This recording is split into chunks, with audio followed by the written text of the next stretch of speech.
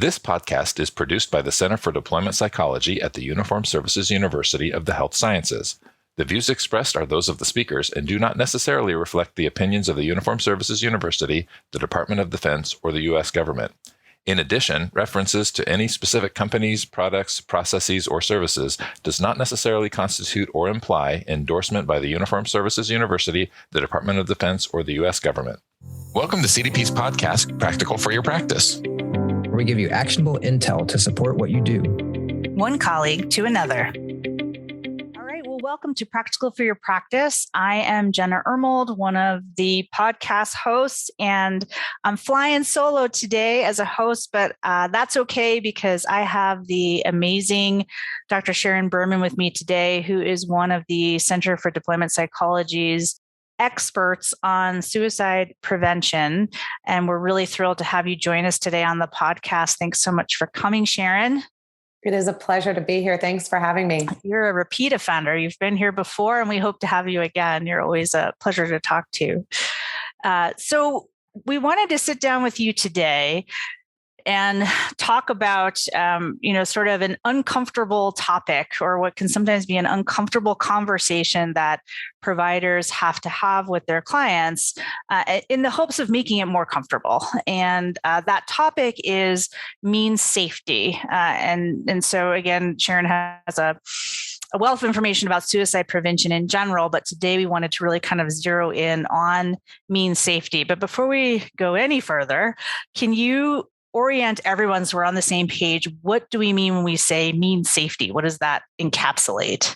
Yeah, thank you for asking. So really, a lot of the work around kind of reducing access to lethal means really started from a public health approach, really looking at kind of large-scale epidemiological studies, reducing access to toxic pesticides in entire countries, reducing access to over-the-counter medications in entire countries, legislation around firearms, all kinds of different things.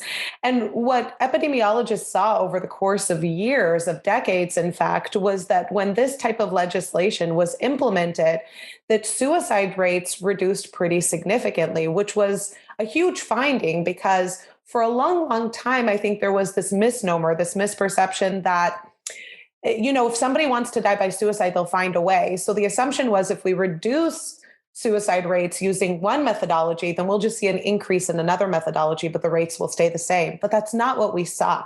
And so lethal means counseling really comes from this idea of how do we take this public health approach and make it this one-on-one clinical intervention? How do we work with the patient that's sitting in front of me and work to reduce access to lethal means during this time of suicidal crisis when they're the most vulnerable, so that we reduce the likelihood of them acting impulsively in moving towards suicidal behavior, where maybe otherwise they would have had a change of heart or some other, less adverse outcome could occur.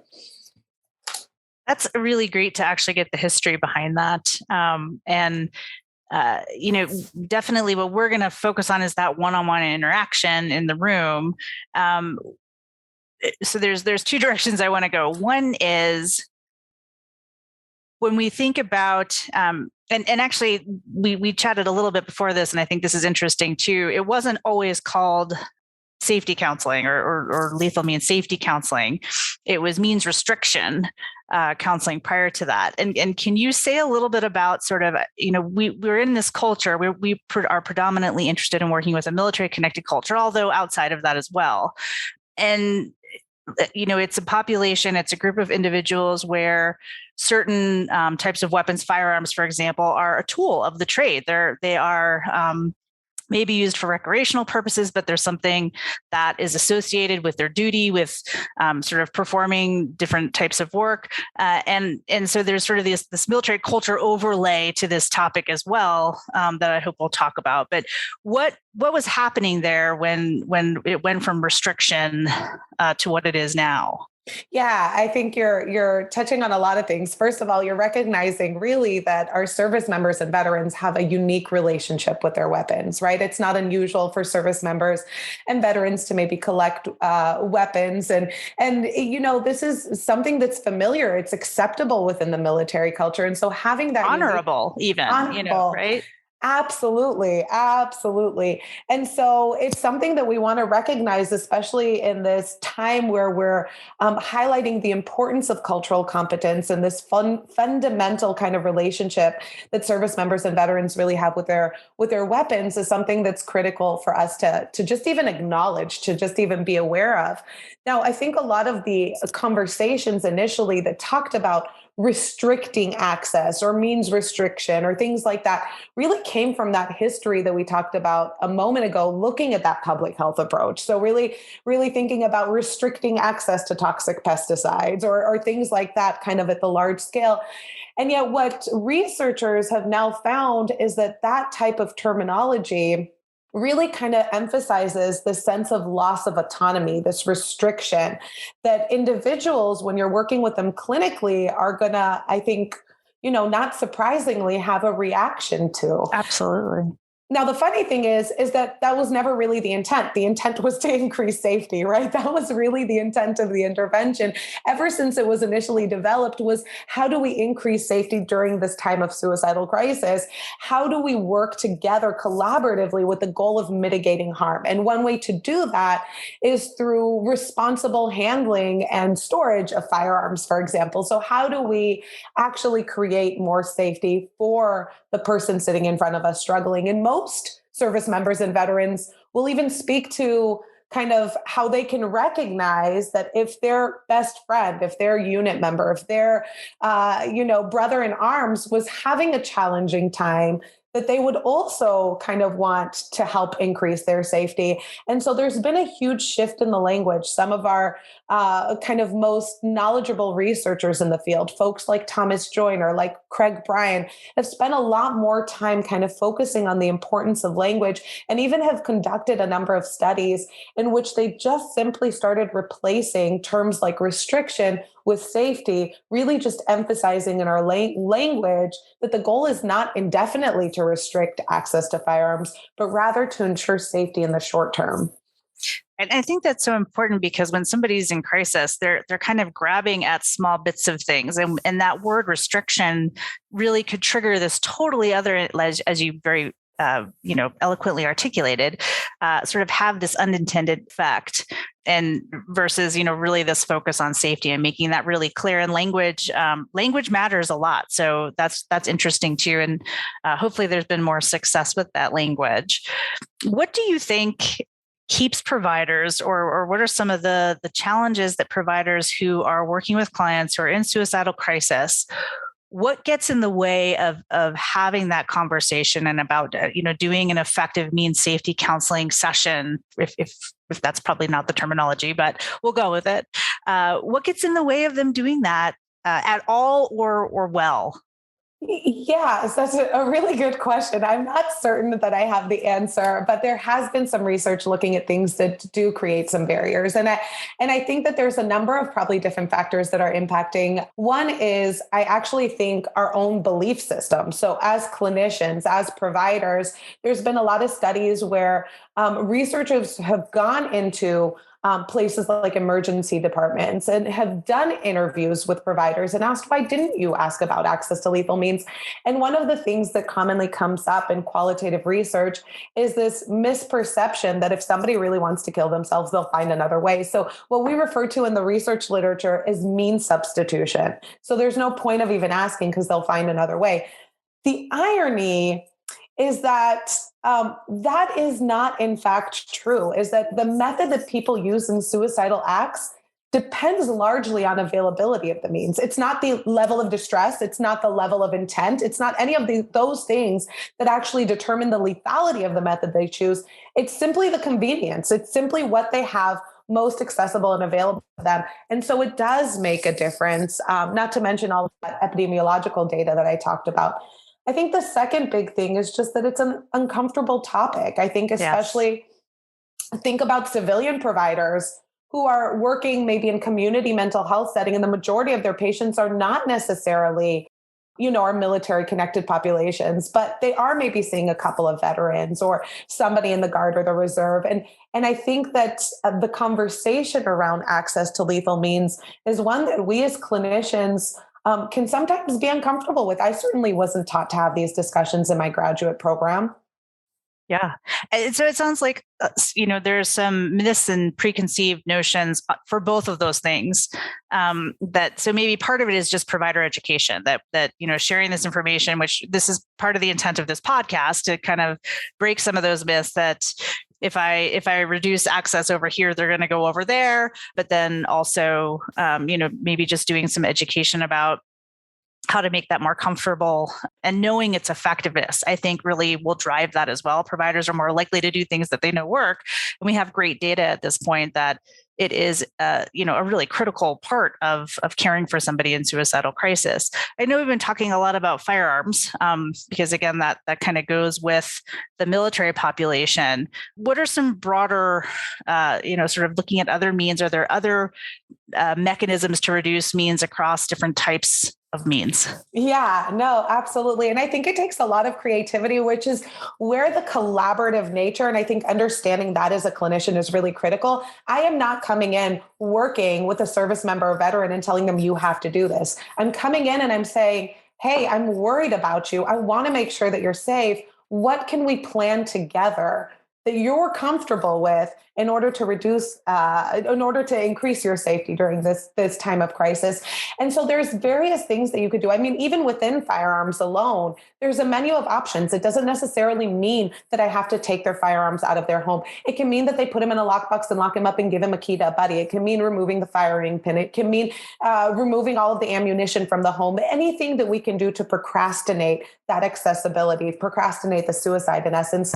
But when we look at medications, if somebody has had a history of overdosing, I think the first and easiest thing to do, kind of that low-hanging fruit, is just getting rid of excess medication, expired medication, medications that they're no longer using as their prescriptions have changed over time.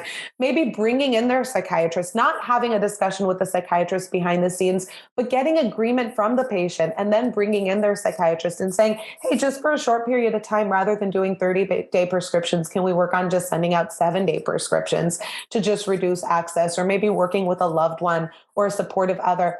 Again, really depending on the method, it might include removing sharps from the home. So maybe knives or razors or things like that. If you're talking about folks that have had a suicide attempt or have thought about suicide by jumping off a bridge or going in front of train tracks. Well, how do I increase safety in those situations? I can't remove them from your neighborhood, but is there a different route that you can take to work? Or can you carpool with somebody? Or is there something that you can do? Can you call your best friend as you're driving by that place that is particularly triggering to you? What can I do to increase your safety, even for those things that I can't completely remove? I can't get rid of the train tracks or the bridge or all of the rope in the world, right? So what can we do to create a safer environment for you? And I think that creativity and that collaboration, we do that in so many EBPs and so many of the evidence-based psychotherapies we do. The whole idea is, here's what we know we need to do to get you better. And us working together creatively and collaborating on this is going to help us be more effective. So, really clinicians are taking that same tool, that same set of skills and applying it to this context. But the general idea being, increase the steps it would take to access or put barriers in the way of getting to the lethal means. And what about this sort of also maybe another myth that if I bring this up, if I have this conversation, it's going to increase distress and increase likelihood or sort of plant an idea in somebody's head. Any of those kinds of myths come into play in terms of why perhaps providers don't engage in these behaviors as well? I'm certain that they do. I'm certain that they do. And there's been decades of research looking at kind of, if we talk about suicide, do we plant this idea? No, there's no evidence for that. That's been a long-standing misnomer. But having these discussions don't actually increase the likelihood that somebody is going to have suicidal thoughts or engage in suicidal behavior. Rather, I think what it communicates is I can tolerate it. I can tolerate your distress. You can have a big affective response. You can be emotional. This can be triggering. You can be in crisis, and I can tolerate it. And we can have a discussion, and you don't have to be afraid to talk about things in the room. You don't have to be afraid that you're going to overwhelm me emotionally, but we're just going to talk about it very factually. And I've talked about it before with others, and I'll talk about it again after with yet others. And this is okay to have this conversation. I think it gives a little bit more permission for them to reduce some of the stigma, some of the fear, some of the, anxiety that they have around those discussions, and normalize their experience to the point where they can actually reach out and get the help that they need. And then potentially have similar conversations in their environment as well. I mean, I think when you have that effective conversation with your provider, having it with a family member or a colleague to be able to sort of continue, because, a lot of suicide prevention is done in the natural environment of the person, in the lived experience, the real day-to-day kind of experience. What about resources if providers wanted to get more training, or are there some videos out there, or if there's videos to show clients, what do we have to share in terms of resources? Yeah, I think there's a number of different things that are available, and they all provide, I think, different types of information. So there's the CALM training. The CALM training stands for Counseling on Access to Lethal Means. And this was developed by SPRC, the Suicide Prevention Resource Center. And it's basically a training that anybody can access. It is completely for free. And it really helps providing different scenarios with how to start to have these discussions with different types of patients. What do you do with an adult patient, maybe versus an adolescent patient, and how you bring the parents in, and what if they think it's not an issue, and how do you engage in this type of discussion? Craig Bryan has done some really groundbreaking work around how to really incorporate a motivational interviewing stance. So this is a challenging topic. This is really, really, really difficult to bring up with patients. They might feel overwhelmed when we're starting to talk to them about how to, remove access to lethal means, especially firearms. And so he talks about how important it is to really start to take this motivational interviewing approach, and actually breaks it down into these 4 different components, where he talks about engaging with the patient, focusing on a discussion that's talking about safety, evoking or exploring thoughts about safe storage, and then creating a plan. And so those are the 4 steps that he takes within this motivational interviewing approach, really taking that exploratory kind of stance and really getting a better understanding, a curious stance of what's going on with the patient. Greg Brown has done some great work really kind of taking a different tactic, where he's incorporated things like a means safety plan and a means receipt. So an actual document where everything is written down so that the plan is documented. But what Greg Brown has focused on is really incorporating a supportive other. Is there somebody in your support system, in your network, that we can bring in? If it's your buddy Joe that's going to take the keys, can we actually bring him into session, make a plan, include him as part of that plan? That way he can extend and expand your support system. And we could talk about kind of why we're doing this and when we come back together, whoever it is, but how do we bring in that supportive other? And even talks about what resources we need to give to that supportive other. What are some tips and tricks we could give them to help them be supportive to the patient who's in suicidal crisis, but also recognize when they're reaching their limits and maybe need to reach out to some professional help to support them in helping their loved one. Those sound great. And we will try to make sure we link in the show notes ways for, if you're interested in getting more information about any of those individuals and approaches that Sharon just talked about, we'll make sure we link those in the chat for sure. Any other, we're going to actually shift, I guess, at this point. We always like to leave our listeners with what, as you might remember from your last podcast, we call actionable intel, things to really walk away with and take to their practice. If you had to sort of give providers a couple tips, a couple things that would be actionable intel, what would you encourage them to do, if it's next steps or things that they need to incorporate into their practice around this issue? Yeah, I would say first and foremost, know the legislation in your area. There's different legislation from state to state. There's different guidance and requirements, whether you're working with a civilian community versus whether you're working on base. That's going to guide the work that you're doing, right? So first of all, know the laws in your area. There's a great website, and I'll provide you the link to it after this, called Means Matter, that was developed by Harvard University, that really kind of breaks down all of the initiatives and the current legislation across the United States from state to state. So know what's permissible within your state, just to get that in the background before you even start the discussion. The second thing that I would say is recognize that this is a collaborative effort. This is not where I'm coming in and I'm telling a patient, listen, I need to keep you safe. We got to get those guns out. It's having a conversation and really including, really kind of, in many ways, it's not any different than a lot of what we talk about in CBT, right? When we talk about really that collaborative approach, when we talk about collaborative empiricism, right? You are not the problem as the patient. This is the problem. Suicide is the problem. Depression is the problem. PTSD is the problem, whatever it might be. And you and I are working together to help strengthen you and work on this problem together. So really taking that collaborative approach, we're not forcing them into things. We're not necessarily calling the police and having them bang down doors and take out their weapons. That's not what we're trying to do. We're trying to elicit their buy-in. And I would say that my third tip is to do that.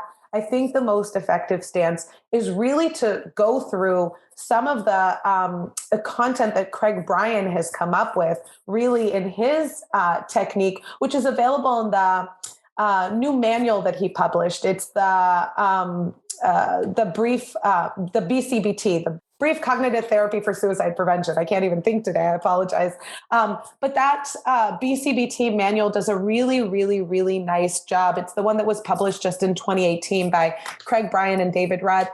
It does a really nice job of walking through a discussion of the mean safety counseling, using those different techniques, the engage, the focus, the evoke, and the plan, to really kind of use that motivational interviewing stance, I think, in the Socratic questioning, to really get patients engaged, and help them to realize their own personal and genuine motivation for changing behavior, right? So even though we as clinicians might be guiding the discussion in a particular direction, these techniques, I think, help inspire patients to really kind of help them create and formulate their own plan for acting on safety procedures, which feel comfortable for them. So I would say that would be my third tip: bring in that motivational interviewing. And then the last thing I would say is concretize the plan. If you're bringing in a supportive other, like Dr. Brown really recommends doing, which I think is a fantastic tactic, or if you're just working with the patient individually, concretize the plan. Write it down. Have the patient write down the steps. Talk about how long you think this might be for. Let's talk about this maybe again and revisit it in 2 months. Again, highlighting that temporary nature of removing access to firearms. Those, I think, are kind of my 4 biggest tips. The last thing I'll say is that, sorry, I know I've been talking. You said the last thing was the last thing, Sharon, so I don't know. Well, all right, number 5. I promise. 5 is, I think, really just providing some psychoeducation. I know it seems obvious to us as clinicians, but providing some psychoeducation to patients, highlighting things like, I'm not trying to take away your autonomy. I'm not trying to fight your Second Amendment right. I just want to increase safety. Also, this is not intended to be forever. It's intended to be temporary. These are little pieces of psychoeducation that I think are really critical discussions to have with patients to reduce some of their anxiety about letting go of access to their means at home. Awesome. I'm gonna recap them real quick, and then we will wrap it up. But it sounds like number 1 is, get that knowledge about what the legislature says in your state. That resource we will definitely link. Sounds fabulous. I think sometimes because providers are so busy and life, can feel so frenetic, you don't want to wait until you're in the middle of the crisis to kind of figure that out. So kind of doing that ahead of time, having a file with some of that information at the ready so that you're not having to do that when things are kind of escalated already. That sounds like a great idea. Really getting the client to collaborate with you against suicide and kind of externalize it. You guys are problem solving together, increase their buy-in so that you're not at odds. It sounds like reviewing training content or manuals or I can't say it. BCBT for suicide prevention. Craig Bryan is one resource, but I imagine there are others as well. But maybe spend some time getting a little more buffed up on how to be most effective with means safety counseling, making sure your plan is concrete and written down and easy for the client to understand. Again, especially with so much distress, the more concrete and readily available, the better. And psychoeducation, I imagine for the patient, but also maybe for family members and support people, other providers. I think making sure our colleagues are understanding our methodology and what we're doing and the why behind it is really important as well. So don't be afraid to, provide psychoeducation where you think it would be helpful. Does that about sum up? That sums it all up. And I have no other last things. The protracted, actionable intel. Those are great. And if you can't tell, one of the reasons why we love having Sharon on our faculty and doing these trainings is she's super passionate about this subject. And I think that came out in this podcast. So we want to thank you very much for joining us today on Practical for Your Practice. We plan to have you back, so don't get too comfortable, and really do appreciate all the work and the training that you do in this area. And I think for providers out there, if things like this come up, please, CDP has a general consultation line that you can shoot an email to if you need clarification on something that you can't find a resource or you're looking for a training. Do reach out, and we try to support folks the best we can. Suicide prevention trainings are readily available through CDP. They are offered fairly frequently. So we'd love to have you come join us for one of those. And Sharon might be the instructor, and you can hear more of what the wonderful things she has to say. Thank you so much for having me. Thank you too. We'll see you next time. Thanks so much. Thanks for listening to Practical for Your Practice. Please feel free to subscribe, rate, and join in on the conversation in the comments. Until next time.